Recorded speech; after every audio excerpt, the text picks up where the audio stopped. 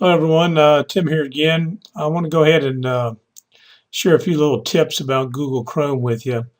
Um, there is another video that I did well over a year ago. I gave kind of an overview of Google Chrome, and there's been a few changes to it, not much.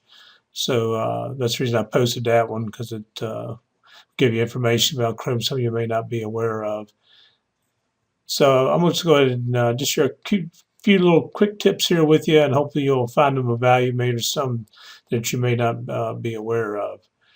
So I go ahead and have this website up, Virginia is for Lovers. But if you look on my screen, you'll notice that the one thing that's nice about Chrome is you can have multiple tabs open, and I can easily just click and go back and forth between my tabs. But notice these three over here, which is my mail, calendar, and drive. These tabs are a little smaller than these. That's because these tabs have been pinned. And what a pinned tab does is you cannot move, okay, a pinned tab beyond tabs that are not pinned. Now these three are pinned so I can move them back and forth. So basically pins them into place. What's nice about if you pin a tab is when you close your browser out, shut your computer down, and if I go back into Chrome tomorrow, it will remember what tabs I had pinned, and it'll bring them right up. Since I use Mail and Calendar and Drive so much, that's the reason I pin those. But say, for example, Virginia is for Lovers. If I want that site pinned, what I can do is I can very easily just right-click, and those have the option Pin Tab. And if I do that, what it does is slides it over next to the other ones that are pinned. So tomorrow, if I shut this browser down now, if I log in tomorrow, what will happen is it'll come up, and these four will all be there waiting for me. If I decide I don't want the tab to be pinned anymore, I'll right-click and just do Unpin Tab, and that way it's unpinned. But again, I pin these, so again, you have some websites or apps that you always want to use every day. Instead of having to go to them by clicking on a link, just go ahead and pin them, and they'll be there for you. So a nice little trick right there. And another thing that I want you to be aware of is if you go to a website and you're looking on a page about events. So let's say you're looking at some text there. Say, I'd like to kind of do a little bit more research on the things that are or the text that's on the page. So let's say a wine destination. If I highlight this, what I can do is I can actually come up and just click and drag that up into this Omnibox and let go of it, and automatically searches wine destinations for me. So anytime you have text on a web page, if you just highlight that text and drag it up the Omnibox, it will go ahead and start searching for you. Um, the other thing is that I do this sometimes, unfortunately, is I'll be looking at a site and I have a bunch of tabs opened up. Say, for example, I'll come here and I'll go to my division website, and I go to another tab, and I'll pull up our school messenger. So I'll have a lot of tabs opened up. And what I'll accidentally do sometimes, I accidentally click and close a tab and say, dang, I really wish I wouldn't have done that.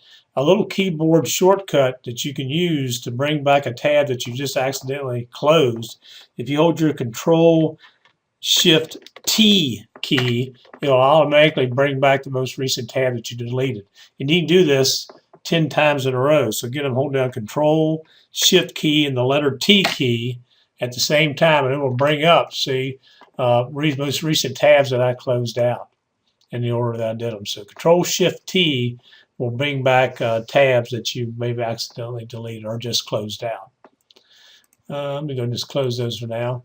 Real quick here, I mentioned about the Pancake, and I showed you a couple of things here, but if you go to the Pancake Stack and go to Settings, one question I get sometimes is people say, well, I don't have my home button, Tim, showing in my Google Chrome. And the way you get that to show is this little checkbox right here underneath Appearance and Settings. You just check that box, notice it shows as soon as I check it. The other thing, some people say I can't see my bookmarks bar. That's maybe because that's not checked there. So if you check that box, it will show your bookmarks. The other thing is you have advanced settings down here.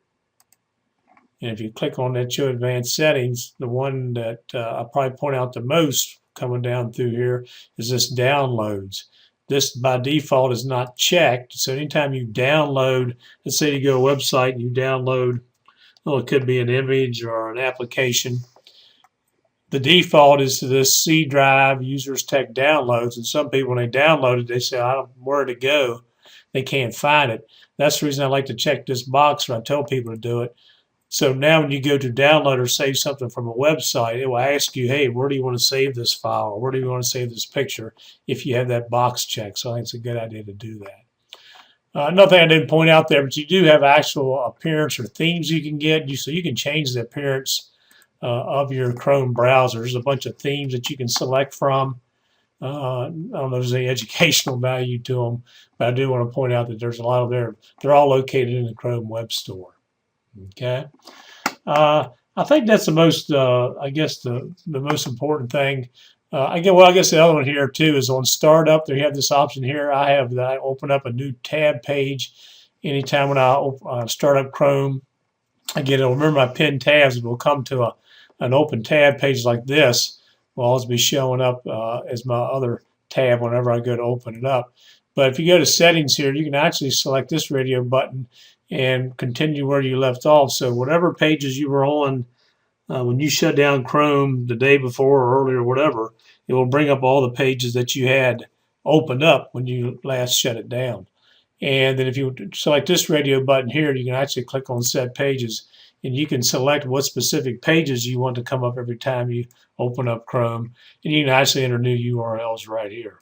So things you kind of play around with here in settings, and don't worry, I don't think you'll break anything. So a couple little tips right there when it comes to using Chrome that I've shared with people, and they've always liked. If you all have any little Chrome tips, please don't be afraid to share them in our discussion forum. I'm not going to make a formal assignment here about the Chrome tips. Now, the one assignment is about apps and extensions. I like to share them with you, but I'll post a little thing in our discussion forum. If anyone knows any other little Google Chrome tips, go ahead and do that. And that's what's great. We learn a lot by sharing. So hope everything's going well.